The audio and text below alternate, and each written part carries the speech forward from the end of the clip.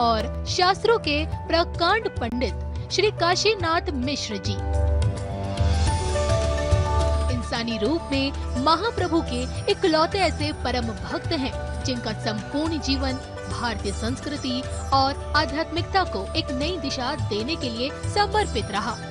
आज भी इस जगत को इस सत्य से अवगत करा रहे हैं कि ईश्वर सत्य है, आत्मा सत्य है, मोक्ष सत्य है और इसी सत्य के मार्ग को दिखाने वाला धर्म सनातन अनादिकाल से चली आ रही एक ऐसी अविरल परंपरा है जिसका अनुसरण करके ही आने वाले संकट से स्वयं को बचाया जा सकता है। वेदों का सार श्रीमद् भागवत गीता हो या फिर सतयुग से कलयुग तक की भविष्यवाणियों का अमूल्य संग्रह भविष्य मालिका पुराण, वर्षों का अध्ययन और महाप्रभु की दैवी कृपा से मिली दैवीय शक्ति से परिपूर्ण पंडित श्री काशीनाथ महाराज आम जनमानस के अंधकारमय जीवन को सत्यता का प्रकाश दिखाने पहली दफा आ रहे हैं अपने सुविचारों के साथ आपके संस्कार चैनल पर। जय जगन्नाथ।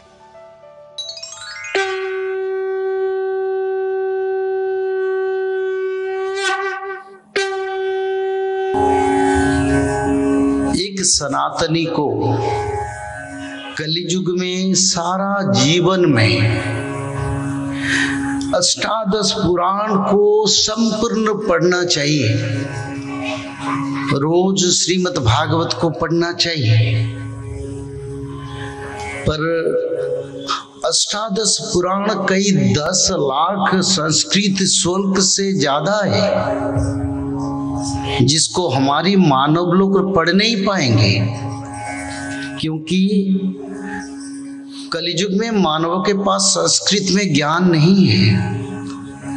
भला अष्टादश पुराण 10-15 लाख श्लोक को कैसे पढ़ेंगे? तब सनातनी कैसे होंगे? सनातनी बनने के लिए जरूरी है, क्योंकि शास्त्र ही हमारी सनातन तत्व है। उसको पढ़ने से मनुष्य में भगवत भक्ति, ज्ञान, प्रेम, भाव, समर्पण सबका प्रकाश हो सकता है, पर यह संभव नहीं है। तो उसको भगवान की कृपा से हमने सरल करवा दिया। अगर आप लोग 10 अवतार का शुल्क पढ़ते हैं तो आपको रोज त्रिसंध्या अगर करते हैं 3 बार अष्टादश पुराण पढ़ने से जो फल मिलता है मानवों को, वही फल आपको 10 अवतार शुल्क में मिल जाता है। कैसे मिल जाता है? क्योंकि भगवान के 24 अवतार, सारे लीला, सारे भगवान की महिमा गुण, भगवान के महिमा और गुण को 10 अवतार शुल्क में उनका सार तत्व समेट गया। अगर 10 अवतार शुल्क आप पढ़ते हैं, मानो अष्टादश पुराण पढ़ने से जो पुण्य मिलने वाला, वही पुण्य आपको मिल रहा है।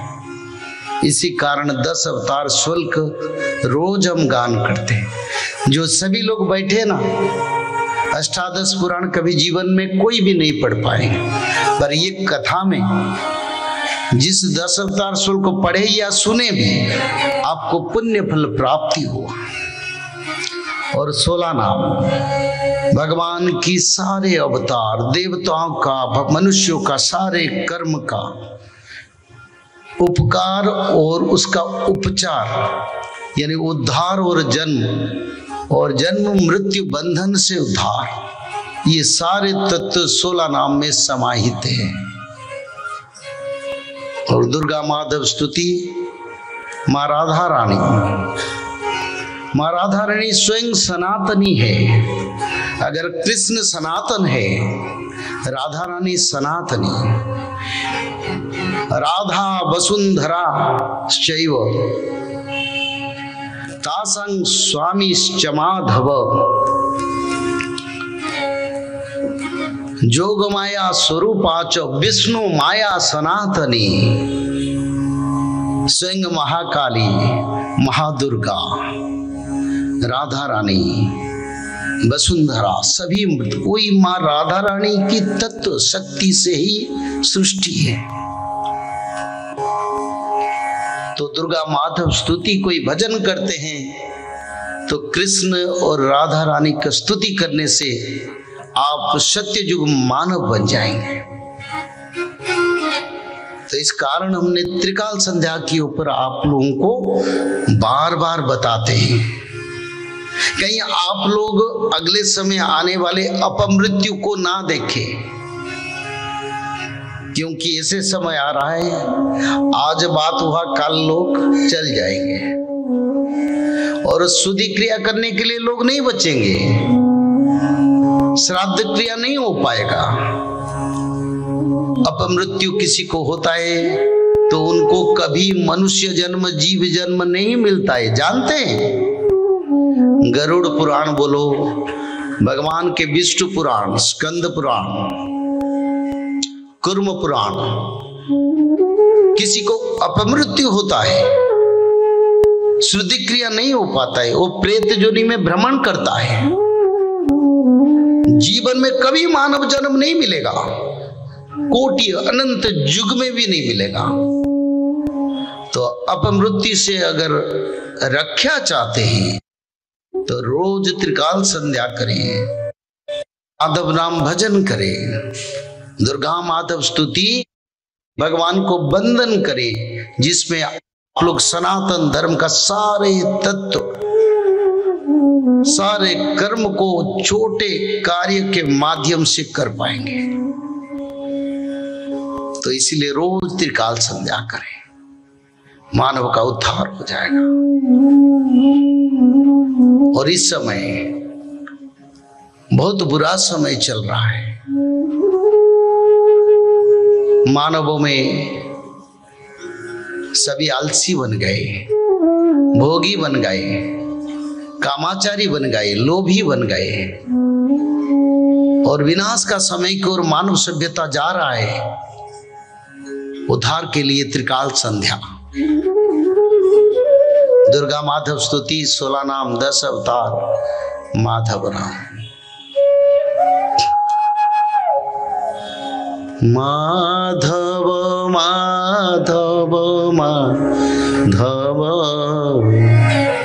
माधव माधव, जय जय माधव माधव माधव माधव माधव माधव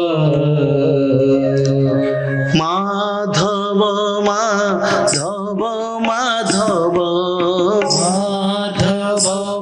माधव माधव माधव माधव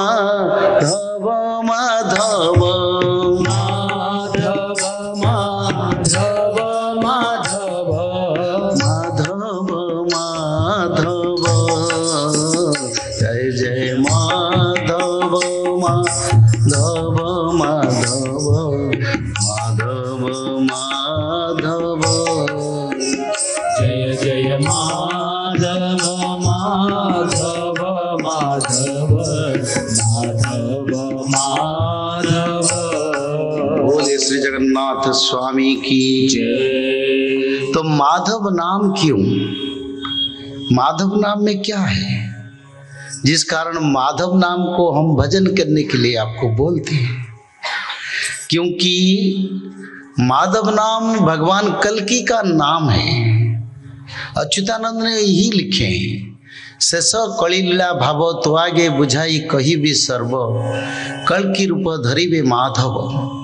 यानी भगवान कृष्ण कल्कि रूप धारण करेंगे।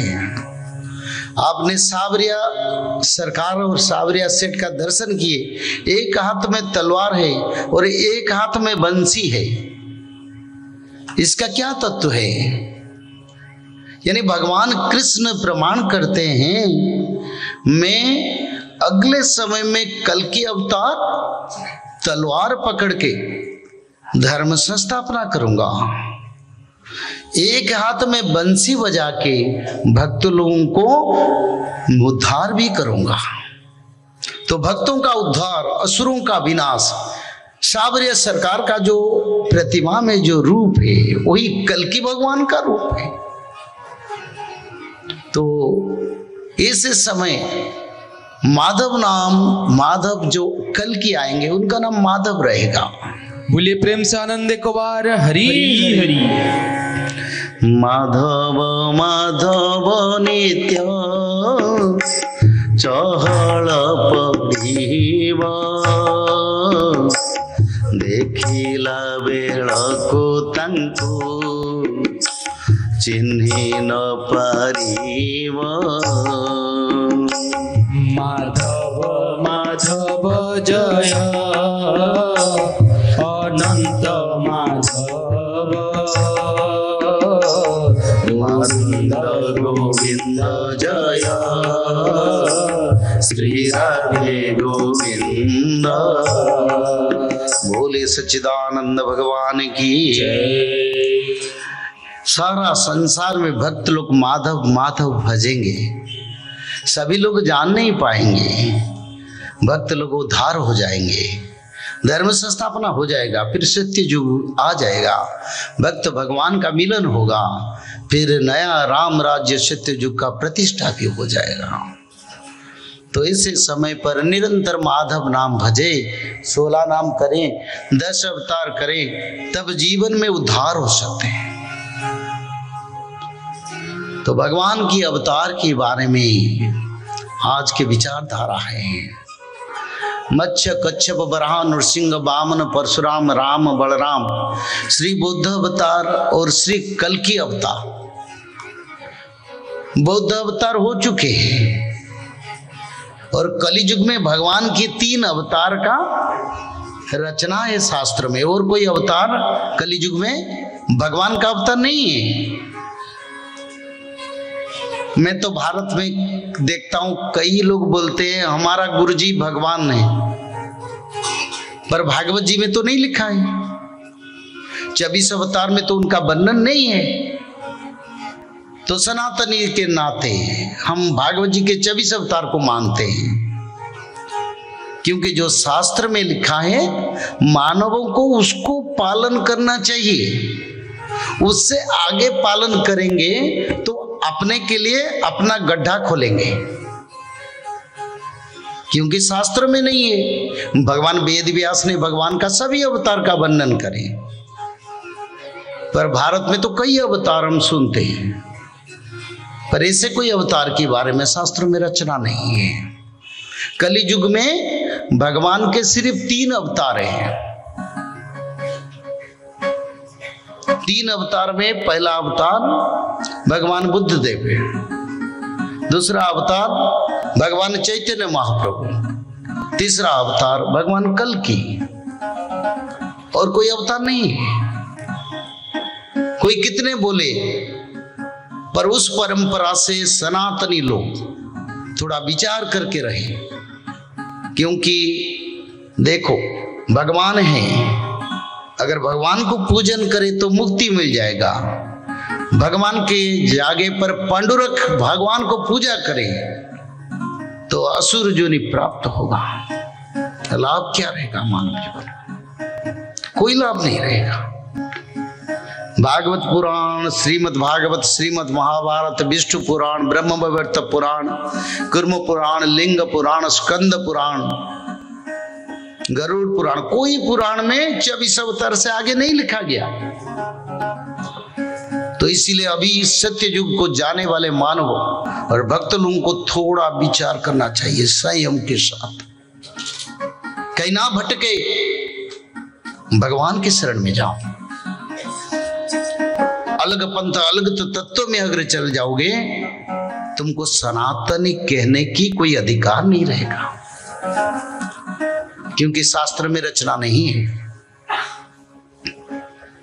और भगवान कल्कि के अवतार अंतिम अवतार भगवान के चतुर्युग में सत्य, त्रेता, द्वापर, कली, और कली के बाद फिर सत्य युग आता है। अनंत युग के बाद सत्य युग आता है। तो ऐसे भगवान की अवतार के महिमा अनंत अपरंपार है। भगवान महाविष्णु ने पहले कुमार सर्ग में, पहले तो प्रभु नारा नामक जल में कई अनंत समय तक समेट के रहे, कई दिव्य वर्ष तक। उसका बाद भगवान की इच्छा हुआ सृष्टि का सर्जना के लिए, तब भगवान विश्व रूप धारण करे। सहस्र मुख, सहस्र कान, सहस्र आंखें, सहस्र नाक, सहस्र भुजाएं, सहस्र पद, सहस्र आयुध पकड़ के आदि ब्रह्म सनातन रूप प्रभु धारण करे और सनातन रूप से माता सनातनी के रूप से महालक्ष्मी सृष्टि हुए। और भगवान का इच्छा हुआ सृष्टि का सर्जना के लिए, तब भगवान ने ब्रह्मदेव को अपना नाभि कमल से सृष्टि करे। ब्रह्मदेव ने खुद को जान नहीं पाए, मैं कहां से आया, मेरा उत्पत्ति कहां से।